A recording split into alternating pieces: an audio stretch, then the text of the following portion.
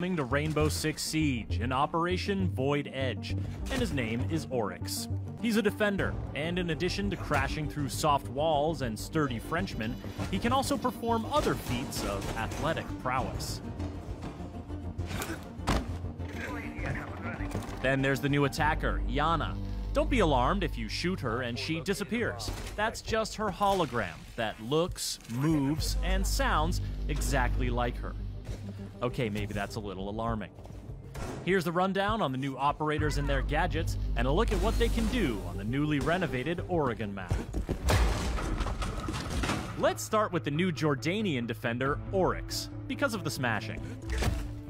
This is powered by his Rima Dash ability, a quick sprint that lets him move faster than any other operator.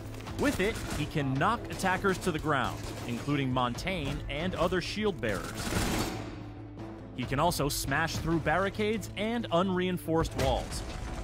Keep in mind that while barricades are a breeze, he does take some damage when crashing through a wall, so don't get too smash happy without a friendly dock nearby unless you want to end up losing a 1v1 to wood paneling. Oryx's dash runs on charges. He can use them rapidly to dash a few times in a row, but they take time to replenish, and they reset to 0 when you bust through a wall. Gridlock's track stingers and Nomad's air jabs can interrupt his dash, and it takes a moment for him to get his gun back up after dashing. Plus, Oryx's footsteps aren't exactly subtle when he dashes. His ability is more about speed and strength. And he's got one more trick up his complete lack of sleeves. Oryx can jump up and grab open hatches, then either peek at his surroundings and drop down, or pull himself up through the hatch to the floor above.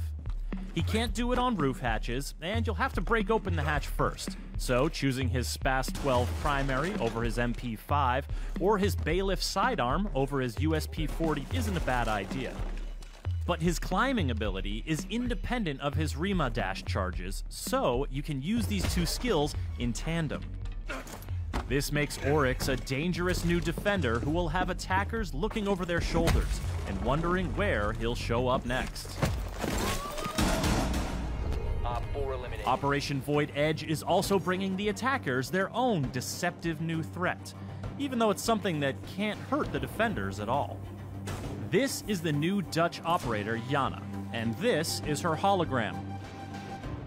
Using her Gemini replicator gadget, Lana creates and controls a hologram that looks like her, including her headgear, uniform, and primary weapon skin. Moves like her, with the exception of rappelling or climbing ladders, and sounds like her. While it can't deal damage to enemies or physical objects, it can have serious effects on the defender's survivability. In addition to scouting traps, but not triggering them, Lana can make defenders think she is breathing down their necks, and bait them into throwing their C4, or dupe Smoke or Goyo into triggering their gadgets prematurely. After all, when a defender sees the hologram peek around a corner, or hears it in a hallway, how are they to know it's not the very real and very dangerous Lana? Convincing as it is, the hologram is fragile. One bullet will destroy it, as will electricity or mute jammers. Maestro's evil eyes can zap it as well, and they can detect it's a hologram by the telltale lack of warm body glow. Shooting Lana's hologram does not result in a location ping, as with Alibi's Prisma holograms, and it can't ping locations, scan enemies, or see Vigil when he's using his cloaking device. Plus, Lana can't move while her hologram is active, so defenders are temporarily safe from her ARX 200 or G36C primary weapon, or her MK1 9mm sidearm. But she doesn't just have one hologram. The cooldown period is longer if it's destroyed than if she deactivates it, but her hologram will always recharge. Whether she's using it to run solo misdirection plays, or conspiring with teammates in a coordinated push, Lana's deceptions can have deadly consequences.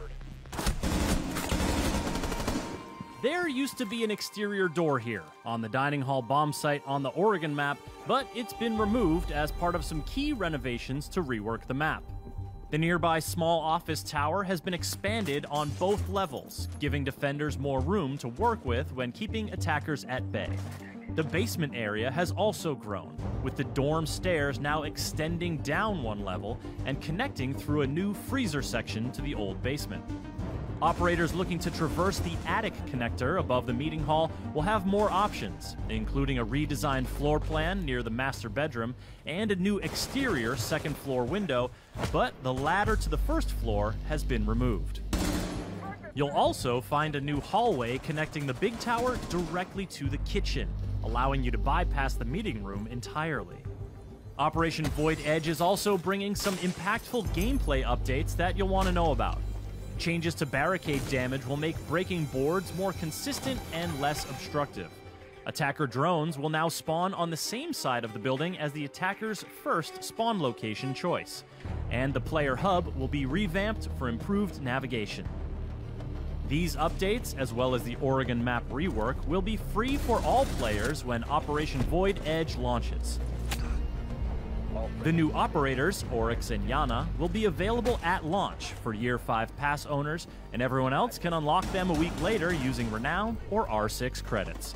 For more on Rainbow Six Siege, subscribe to our YouTube channel and visit us at news.ubisoft.com. Spotted.